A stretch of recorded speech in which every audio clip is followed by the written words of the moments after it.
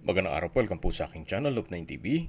Patalasasan po, meron po ba kayong mga properties na napapabayaan or non-performing assets? Plan nyo ibenta, pero wala kayong oras sa pagbenta nito. Kung ito'y pagkakatiwala nyo po sa amin, tawag lang po kayo sa aking numero. Usap po tayo, gawan ko po ng video for free. Yes, libre po, wala po kayong babayaran. Tutulungan pa namin kayong mabenta ang inyong property. Kami na po bala sa marketing, sa boosting or paid ads. Even sa tripping, hindi na po kayo mapapagod sa pag-entertain ng mga buyers. Kami na po bahala sa lahat. Tawag lang po kayo.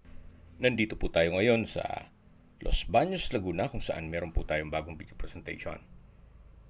Isang private hot spring resort. May lot area po ito na 350 square meters at may floor area na 411 square meters. Ito pong swimming pool may area na 52 square meters, kasama na po ang kiddie at adult pool na may natural spring water. May gazebo at tabi po niyan ay yung pump room or equipment room. Then meron pong outdoor na shower at toilet. Then sa second floor po ng gazebo ay may view deck. Meron din pong 2-story na building na may roof deck sa third floor. Ito po ay fully furnished, may 4 bedrooms, 4 toilet and bath, fully landscape, may indoor at outdoor kitchen, laundry room, caretaker's room, then 6 po ang split type aircon at may pump area. May kasama na rin po itong generator set in case ng power shortage at water tank. Meron na rin pong CCTV. Ito po yung main door na naka-customize solid wood door. Then dito po may console table at vanity mirror. Nandito na po tayo sa living area. Lahat pong furnishings at kagamitan ay kasama po yan. Mula po living area, meron pong glass walls na overlooking sa swimming pool. Naka-ceiling cove design, may ceiling fan, at ito naman po yung dining area. Naka-solid wood na dining set. At meron pong sliding glass door na access papunta sa swimming pool. Dito naman po yung formal kitchen. May island, may 2 high chair, meron din pong light fixtures, then ito pong refrigerator ay kasama po yan. Dito naman po yung kitchen countertop, may induction cooker, range hood, microwave, kitchen drawers and cabinets. Dito sa side na to ay meron pong heavy duty na stainless sink with faucet at may kitchen window. Ito naman po yung powder room na kung saan meron pong hand wash basin, vanity mirror, decorative wall panels, then water closet with bidet, at ito'y naka-tiled bathroom wall. Ito po yung access door papunta sa service area hanggang dun sa caretaker's room. Balik po ulit tayo dito sa loob. Yan po ulit yung formal kitchen, yung island, then dito po yung main door, living area, dining area, then meron pong access glass door papunta sa swimming pool. Meron din pong split type aircon. Ito po yung first bedroom. Kung meron man po kayong PWD or senior citizen sa pamilya, ito po yung para sa kanila. May bed frame and mattress, side table, customized glass window, drop lights, ceiling cove design, ceiling fan, split type aircon, at meron po itong sariling toilet and bath. Dito po sa side na to yung water closet with bidet na naka-enclose po siya. Then naka-tiled bathroom wall. At dito naman po sa kabila yung bathtub. Ito naman po yung shower enclosure na may overhead shower. Then naka-tiled bathroom wall din po sa side na to. Ito po yung bathroom countertop na may couple sink and vanity mirror at may drop lights. Meron din pong bathroom window. May indoor plants na rin po dito. Ito pong glass window ay nag-serves din as natural sunlight. So from floor to ceiling po ang tile bathroom wall at meron din pong wall-mounted na bathroom cabinet.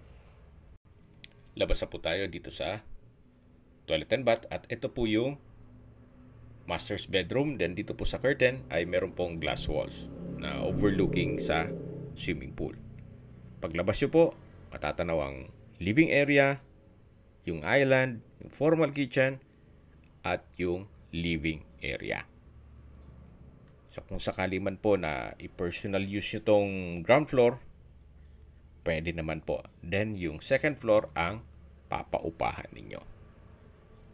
Kung sakaling may guest kayo, may sarili po itong daan. Ito po yung hagdan papunta sa taas. Meron din pong understair storage na pwedeng lagyan ng kung anong mga kagamitan. At ito naman po yung stairs kung saan ito'y naka-tiled staircase, then tubular railing and handrail. Dito po sa taas may glass walls. Then dito naman po yung hallway. At mula po dito matatanaw ang swimming pool at yung gazebo. Yan po yung kiddie pool, then yung adult pool. So nakabukod po ang entrance ng second floor. Kaya nang sabi ko sa inyo, kung sakali man na gawin yung staycation business ito, itong second floor ang pwede nyong paupahan. Then yung ground floor ay pang personal use. May living area na rin po dito. Then may furnishings, naka-ceiling cove design, may ceiling fan, meron din pong split type aircon, at may game area or entertainment area. So dito po ay may 3 kwarto. Check po natin itong common toilet and bath kung saan ito'y may bathroom countertop, bathroom sink, stainless faucet, water closet with bidet, naka-tile bathroom wall, then may shower. So, kumpleto na rin po at may bathroom window.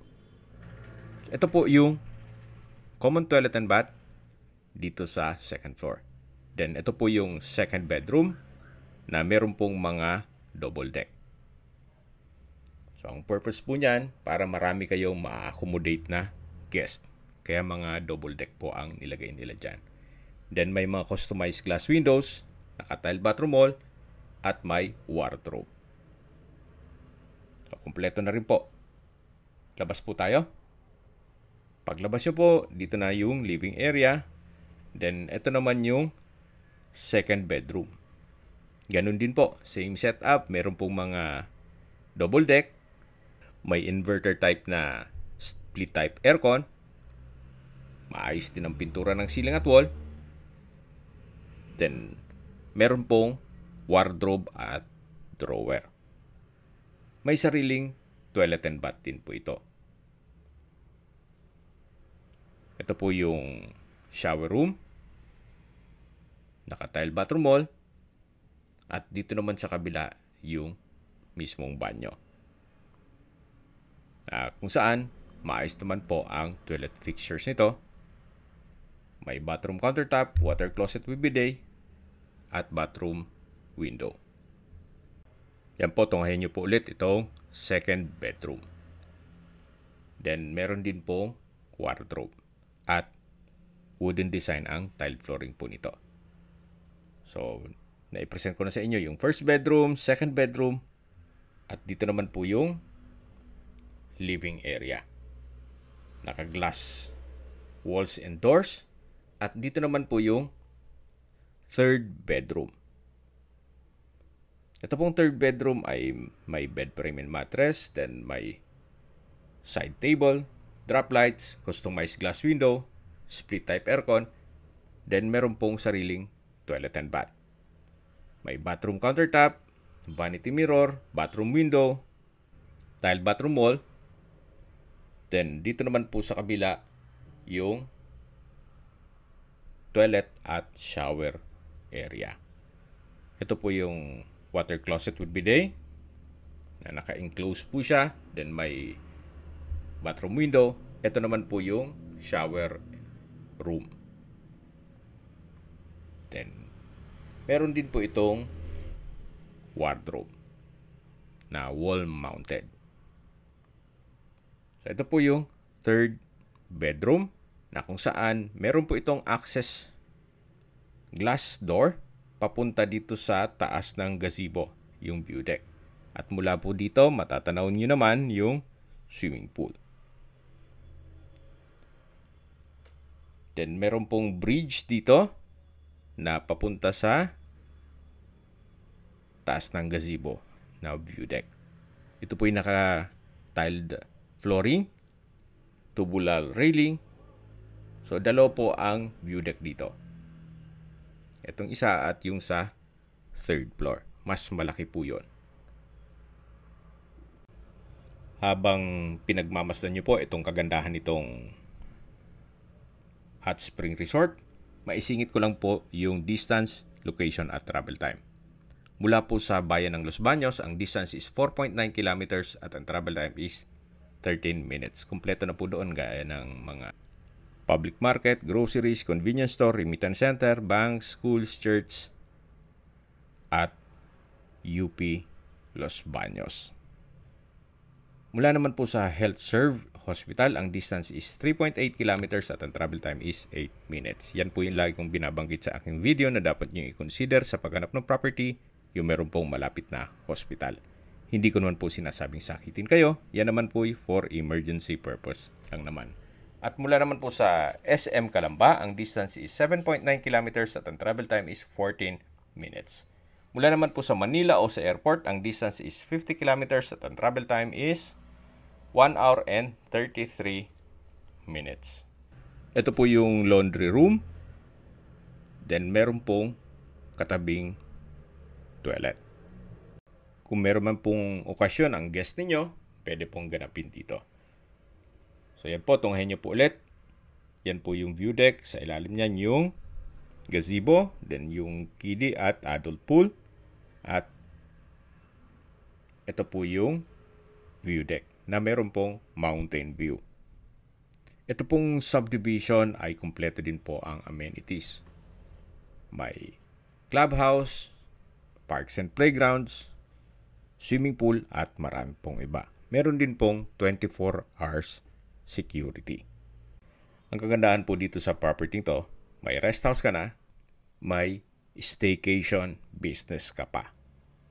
So ito po yung tinatawag ko na income generating property, hindi po non-performing asset.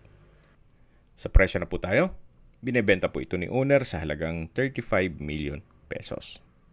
Kung interesado po kayo, pwede naman tayo mag-counter offer sa asking price ni owner. So, tawag lang po kayo sa aking numero. At sa mga kababayan naman natin nasa ibang bansa, meron po akong Telegram. Sa mga iPhone user naman, may iMessage. Meron din pong Imo, Skype, Viber at WhatsApp. Same number lang po, 0917-316-3399.